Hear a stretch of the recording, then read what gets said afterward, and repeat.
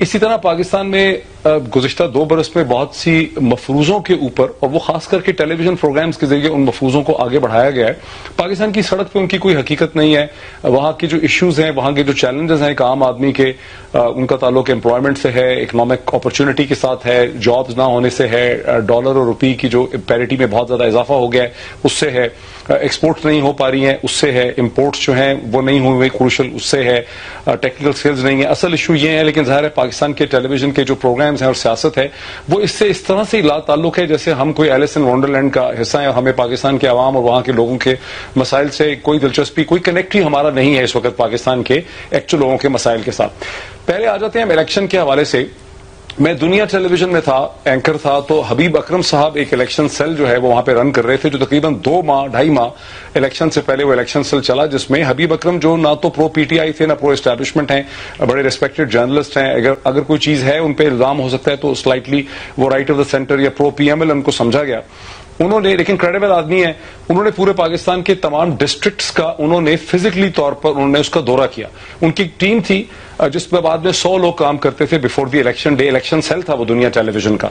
اس میں انہوں نے اس کی پوری رپورٹ وہ روز بتاتے تھے کہ یہاں کون کون کینڈیڈیٹ ہے وہ جیت سکے گا، اور ان کا فائنل انالیسس یہ تھا کہ پی ٹی آئی آسانی سے 100 سے زیادہ سیٹیں جو ہے وہ لے لے گی، 100 اور 110 کے درمیان سیٹیں لے لے گی. جنرل الیکشن کے نتیجے میں عمران خان کی پارٹی نے غالباً اس وقت 115 یا 116 سیٹیں جو ہیں وہ جیتی ہیں.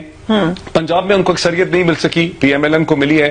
کراچی میں ان کو ان ایکسپیکٹڈ ایک ویو تھی، لیکن کراچی کے جو سروے آ رہے تھے الیکشن سے چند دن پہلے تک، جو پرائیویٹ گروپس نے کیے ہوئے تھے، جو بینکس نے اپنے لیے کانفیڈینشیل سروے کیے تھے، جو بزنس گروپس نے کیے تھے، وہ ہم سے شیئر ہوئے اور ہمیں پتا چلا کہ اس وقت بھی 8-9 سیٹوں کی وہاں پہ پریڈکشن تھی.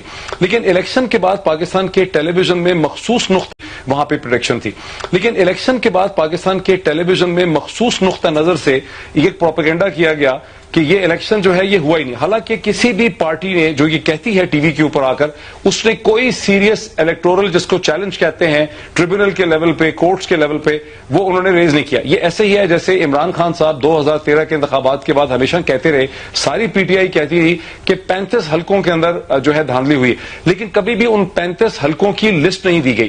اسی طرح پی ایم ایل این اور پی پی پی جو ہیں وہ مسلسل الیکشن کے بارے میں کہہ رہے ہیں. حالانکہ پی پی پی نے اس الیکشن کے نتیجے میں 2018 میں اپنی اکثریت میں اپنی سیٹوں میں پہلے سے زیادہ اضافہ کر لیا ہے، لیکن اس کے باوجود وہ کہہ رہے ہیں کہ الیکشن میں دھاندلی ہوئی ہے. سو پاکستان کا جو ٹیلی ویژن میڈیا ہے جس کا ہم سب حصہ ہیں، ہم نے یہ کمر ٹھانی ہوئی ہے کہ ہم پاکستان کے لوگوں کو بے وقوف بنائیں گے، ان کو سوچ سمجھ سے محروم رکھیں گے، ان کو اپنی کہانی آ کے سنائیں گے. تو یہ تو بات ہو گئی اس کے الیکشن کی حد تک. اب آ جاتے ہیں اس چیز میں، یہ دونوں پارٹیز جو ہیں اپوزیشن کی، ان میں کوئی اتنا بے وقوف نہیں ہے ان کی لیڈرشپ میں. ان کو پتا ہے اور اسٹیبلشمنٹ کو بھی پتا ہے کہ پاکستان کی اکانومی کی صورتحال اس قسم کی نہیں ہے کہ اس میں ٹرانزیشن یا چینج آف پاور ہو سکتی ہے. اگر ابھی فار انسٹنس کوئی کچھ ہو جاتا ہے، خدا نخواستہ پرائم منسٹر عمران خان کی گورنمنٹ کولیپس ہو جاتی ہے، عمران خان کوئی کچھ ہو جاتا ہے، جو بھی پارٹی پاور میں آئے گی اس کو مصیبت پڑ جائے گی.